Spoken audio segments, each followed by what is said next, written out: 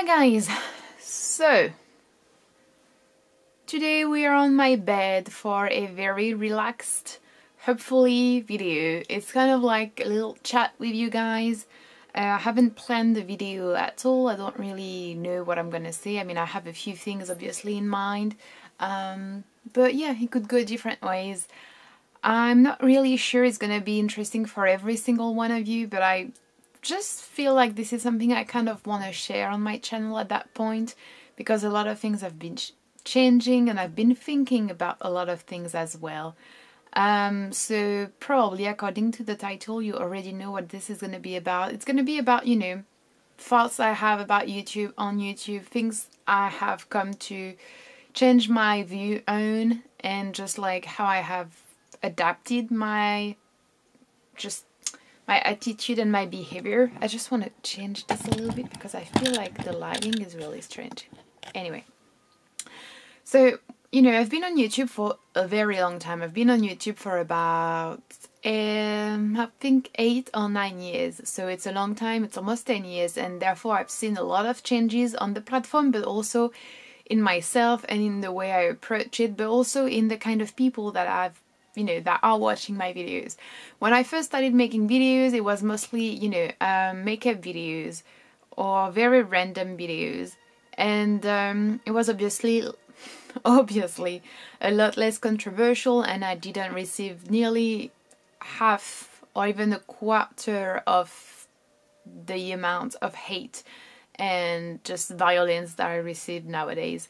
I think the amount of hate just increased incredibly when I started making videos in French on a regular basis. So for the longest time I had refused to make videos in French. A lot of people were asking me to make videos in French, both French people but also non-French people, people that were studying French or wanted to, you know, just hear the language. And it wasn't really like an easy decision to take. It wasn't even like I really took the decision. It just so happened that I thought, you know, those things are important. I want to talk about those things: veganism, feminism, post-colonialism, literature, culture, gender issues, social issues, intersectionality. Those things I had talked about so much in English, and I realized that they were so important, and they had just changed my mind and opened my mind and my horizons to so many different things. And I had become such a better person, you know, studying, researching and educating myself on those things. And I just saw every day, you know, the huge gap there is between the English speaking community and the French community when it comes to the subject. So obviously I'm not going to say that France is the worst country on earth. Actually, really not. And if you were to compare France to the UK or Australia or the US, when it comes to healthcare, when it comes to social justice, obviously France is a lot better.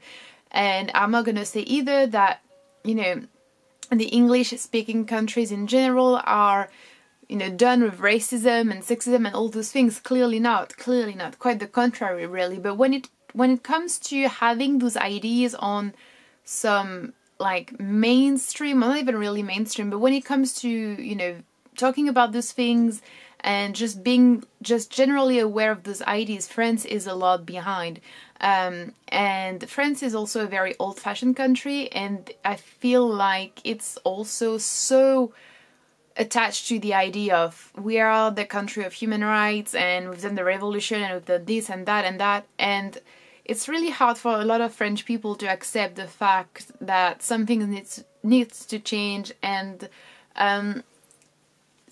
just rethinking our history and rethinking a lot of things is a very difficult thing for a lot of people, and I feel like that's why there is a lot of hate going on. And also just feminism and veganism, those things are so like opposed to a certain form of French culture and French tradition. So yeah. And getting so much hate, really, it has changed, obviously, my perception of YouTube. And being on YouTube for so long and, you know, getting more and more views, more and more subscribers, obviously, all those things have impacted the way I perceive YouTube and the way I do YouTube.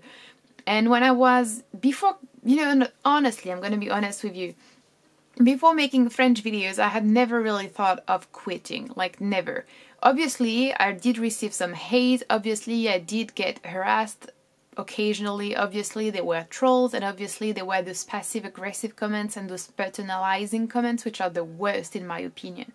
There is nothing I hate more than someone who comes to my videos and comments them and try to make it seem like it's a benevolent or just a very, you know, constructive criticism sort of comment, when in fact it's clearly not. It's something I can't stand I just really can't stand that. You know, people who are trying to psychoanalyze you, people who are trying to read things behind your words or between the lines, and it's like, you don't know me, for God's sake, you don't know me, so stop pretending you know me, stop pretending you can psychoanalyze me, stop pretending you know why I'm doing this or why I'm not doing this, stop pretending you know I'm hiding this or hiding that. It is really exhausting. I think one thing I really, after years of being on YouTube, one thing I really got tired of and I really learned to just distantiate myself from is the expectations of people. Obviously I feel like, you know, and I don't want it to sound like a very negative video because it's not, but I love doing videos on YouTube, and I especially, just gonna be honest, I really do like the English speaking community. I love creating relationships with people, and that's also why I created Patreon, on top of obviously the financial stability that I strongly need, but it's also just because I love being able to recognize usernames and know a little bit about people's lives. And there are people who've been following me for so long, and I know their names and I can situate them somehow on like the age, you know, range and the country and stuff like that, and I just love that. And I love being able to turn to YouTube and get advice and comments and share experiences with people, and just, you know, it's a wonderful place and a wonderful thing to be able to share with so many people. But one thing I really don't like, and it was so long before I could really pinpoint exactly what it was, I just don't like the fact that people feel like they're entitled to my videos, to my opinions, or just even to me as a person. When I first started making videos in French, even though I was still uploading 1 or 2 videos a week, which is, you know, what most people do anyway, like, clearly, and I was working and I was a student, and I still got people commenting like, why are you not uploading as many videos in English as you used to? Why are you uploading again in French? And it's like, people just, it's a very strange thing. Like, I just really love knowing that people are committed and like really into my videos. It's such a wonderful feeling, and I'm very honored and humbled by the fact that so many people think that apparently what I have to say is somehow, sometimes interesting. But it's also like, I'm a human being and I don't owe anyone anything, and like, that's probably the main thing I have come to understand. And I think it's very useful and helpful because it goes beyond YouTube. You don't owe anyone anything when it comes to certain things.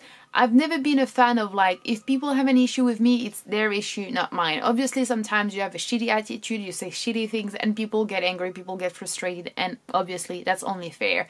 Therefore, I'm always open to constructive criticism, and, you know, I'm always like, when it comes to, you know, whether I have, you know, been just maybe rude to someone, or maybe I used a word that was not necessarily the correct way to say something and it was offensive, or if I forgot to mention a very important point in whatever video it could be, I'm like very glad that people, you know, bring in the information in a very respectful way. No problem with that. But I honestly don't feel like I need to hear or to receive or to accept criticism that's like, your videos are too long, or I wish you would make more videos in English, or I like it better when you speak and not read your videos, or the lighting is not good enough, whatever. If you're not pleased with the videos, no one's forcing you to watch them, and I clearly did not ask for your opinion on that. And if you're not coming from like a truly benevolent place, it clearly feels through the comment. Like, it's not true to think that, you know, when you're commenting, people cannot know or cannot feel. It's very obvious when the comment is passive aggressive. And I've had so many of those. And I think one thing also that, like, probably the main thing is, people always expect you to engage with them, like to like get into those debates or those discussions, and for you to value their opinion to the point you would answer to them even if they're coming and harassing or spamming you with the same comments over and over again. And I don't mean to say that in like a scornful way, and it goes, as I said, beyond YouTube. Like if you're someone who speaks about feminism, sexism, ableism, whatever it is that you feel strongly about, and you want to be a positive influence and you want to share, you know, knowledge and information, you don't owe anyone a debate. You don't owe anyone more explanation and more time if they're not respectful. I'm someone who's always, very frequently at least, down for a conversation, and I have so many with people because people are always asking me to talk about feminism and veganism. But like on YouTube, I have explained my views, I have shared books, opinions, facts, because it's not opinions most of the time, it's just relaying information.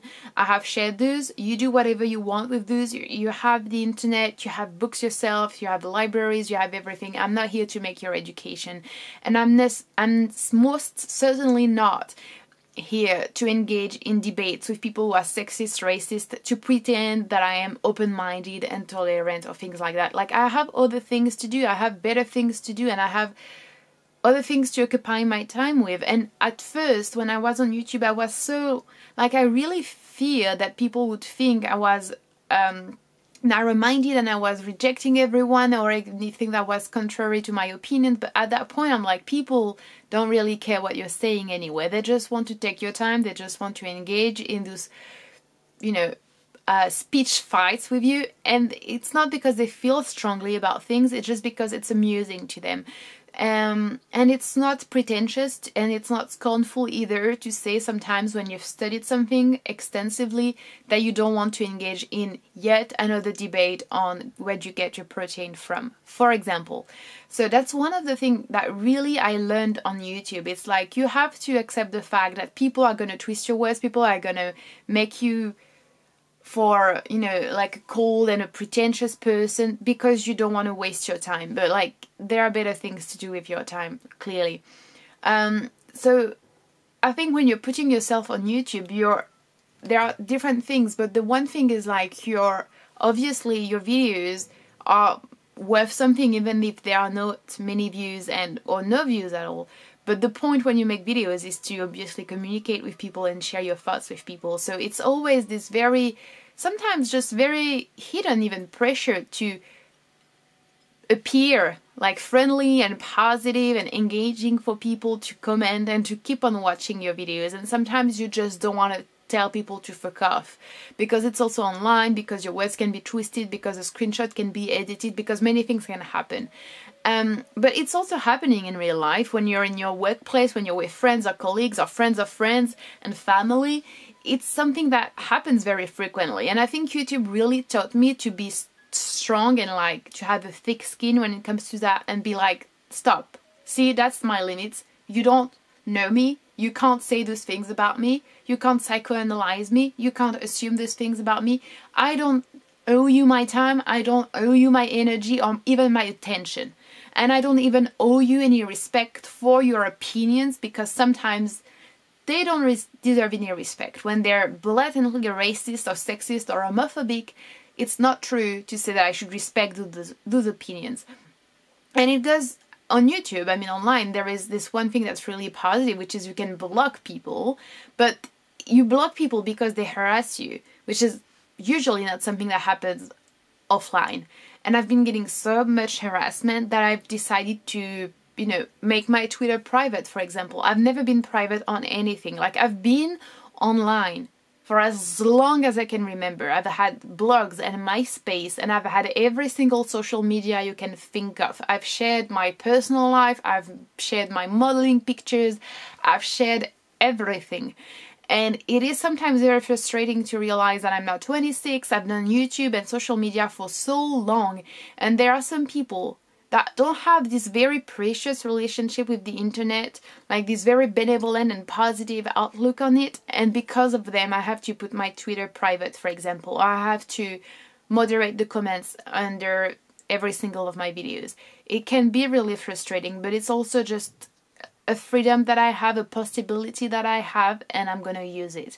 And it's one thing that was really liberating to me was thinking, you know what, my policy for blocking is I block whenever I fucking want, and I don't have to justify myself about that. Like, I don't owe you any justification. It's my channel, my videos, and I'm not here to play the game or play an act of freedom of speech when it is not freedom of speech. It's not. It's an overused and irrelevant argument most of the time to the discussion. So you could say that in a way I've become a bit bitter, but I don't think it's really bitter, because I just love reading your comments. I just love exchanging with you, especially on Patreon and on Instagram. I still post a lot, you know. I'm 26. It's been over 7 years, as I said. I'm working and producing like 3, 4 or 5 videos a week. It just shows how much I enjoy doing it. But I've also realized that I need to be more cautious, and I need to take care of myself, because things can hurt and it can go really deep without you even noticing it. And sometimes people ask me, what do you say, or what would you suggest for someone who wants to start a YouTube channel? Honestly, it's crazy to say that, but one thing I would really suggest now is to not take anything personally. Yes, of course, but to not even really consider comments, because it's sad. It's so sad, but if you're not used to it, it can really hurt you. Even if there are like 50 really positive and beautiful comments, it's only a matter of 10 ugly rape threats or violence threats or insults that can really ruin you. It really depends on people, you know. And I've seen a lot of YouTubers just delete their YouTube or like disable the comments completely, and I can totally understand that. And I think it's kind of sad, actually. It's really sad, but that's because YouTube has become so much bigger and so much more mainstream, and our ideas are becoming bigger and bigger, and people are scared, and therefore they're trying to, scare you in return. But I would still encourage anyone to create YouTube channels. Really, really, I would encourage you to do that. But I would suggest to really understand that you're providing people with videos, and videos are entertainment, they're information, they're education, they're help and support, and this should be valued. And because of that, you need some respect, you deserve some respect. And if people are not giving you the respect, you need to make sure they can't disrespect you, and that means blocking, deleting, flagging things, and just taking care of yourself first. Also, as a consumer, like as a watcher, a subscriber, I have been a little bit more active. I've liked videos, I've shared videos, and I've commented on videos, because I've realized that this is really important. It's always unfortunate, but that's also beyond YouTube. The ugly ones always are louder than the positive and good people, and that should change. So I have also, been supporting financially creators for the longest time, like with ebooks and newsletter, and even, for other projects when they need fundraising. And now on Patreon, and I think it's definitely something very important for creators, especially creators like me who talk about social issues and are not protected by YouTube in any way, and are not even we never get like ads that are relevant. We get demonetized, and we get so much hatred and so much violence back. So as a subscriber and watcher, I really want to kind of compensate things and balance things out. So I'm trying to be more active positively online, like liking, subscribing, sharing, and commenting. I think it's very important. So yeah, I'm gonna stop because it's almost 20 minutes. I hope you found this video interesting. It was a bit of a ramble one, but I just wanted to share those things with you, and I would be really interested to know what you guys have seen change on YouTube, what you think of YouTube, what you think of my videos. If you've noticed any kind of comments or behavior that was really negative, and if you're making videos, if you feel the same way, and if you're not making videos, why you have never really thought of, or at least why you've never decided to make videos. I'd be really interested to know what you guys think of this whole thing. So thank you for watching the video. I encourage you, if you want, to check out my Twitter and my Instagram. I post on Instagram quite a lot, and if you have $1 to spare and fancy supporting my channel and the work I do, you can always check out my Patreon. Thank you for watching, and I'll see you soon. Bye!